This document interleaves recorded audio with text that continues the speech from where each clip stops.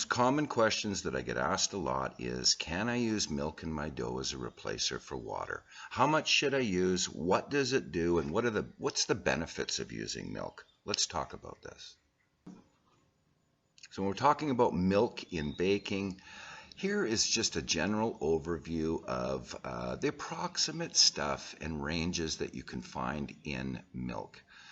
Now, of course, there's skim milks and other types of milks, and we'll get into that in a second. But here is generally kind of all the nutrients, the amount of water that you can expect to be in there, and the fat contents and calories. So as I just mentioned, this is kind of a ballpark area here. Milk contains approximately 87% water. Although that can fluctuate. 3.25% fat, that also can fluctuate, and 80 to 150 calories, depending on the amount of milk fat that you have in there. Now, the good news is that 2% milk generally around the world means 2% milk fat. 1% milk means 1% fat in there. And as the milk fat percentages come down, generally the calories come down also. You talk about skim milk, always good to check your label, as they vary quite extensively when it comes to the classifications of skim milk. Now, when you move down in the fats, you don't necessarily move down in the vitamins. Nutritional aspects of milk remain intact. However, once again, country to country, area to area, those types of things can make a difference. So always good to check your label if you are focused on nutritional aspects of adding it in your baking. And quickly, I've included a little bit of information about buttermilk.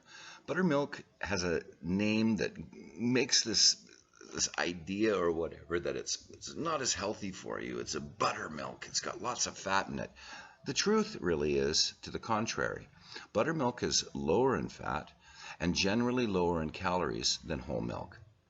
It's lower in carbs and also can be lower in vitamins, some of the vitamins that are contained within whole milk. However, it also contains other vitamins at higher levels and other minerals that are all part of a well-balanced diet. So do your research. Buttermilk is a beautiful product to incorporate into your baking. Milk powders have been long used in the baking industry. They impart beautiful flavor. They really help with that soft, fluffy crumb, and they give you some additional shelf life benefits also. Now, whey powders, they're generally added for the nutritional aspects of it. So whey powder also, although it's not an actual milk powder, it's derived from dairy and is mostly used to nutrient enrich your products.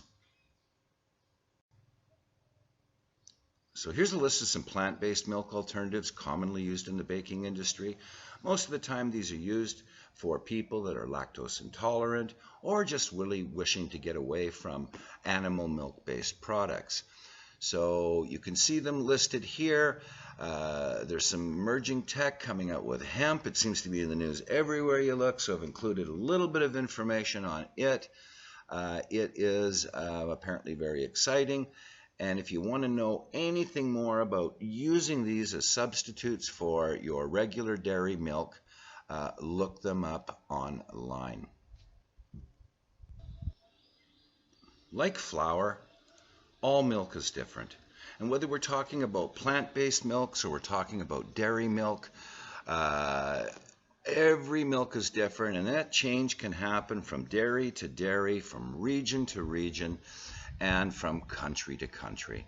So even though I've given you some nutritional details on the kind of stuff that's contained in milk, that can be totally different.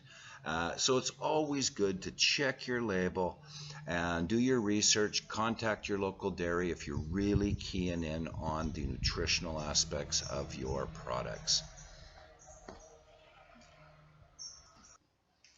So there's Many sites out there talking about, oh, use milk and you get bigger volume and you get less volume. Well, all of these sites are kind of different. And if you look at these two examples from two YouTube videos, I don't know, but the first thing that pops into my mind is this one looks bigger than the one down below. So, does milk give you more volume? Well, technically it should, but does it really play a significant factor? And are you going to use it to actually get bigger low volume out of your bread? I would think not. So regarding bread baking, what does milk really do? Well, it does the things that I've listed right here. But why do people add milk into their dough? Do they add it to increase the volume of their product? Some people say they do, but in bread baking, it's not, it's hit and miss. As you saw in the videos there's two guys doing the exact same thing. They got different results. Milk is used in bread to give you a more uniform and fine, soft crumb. It gives you a longer shelf life because of the oils that all milks contain, including these plant-based milks. You get a richer tasting bread, and it's really, really about adding nutrition to your product.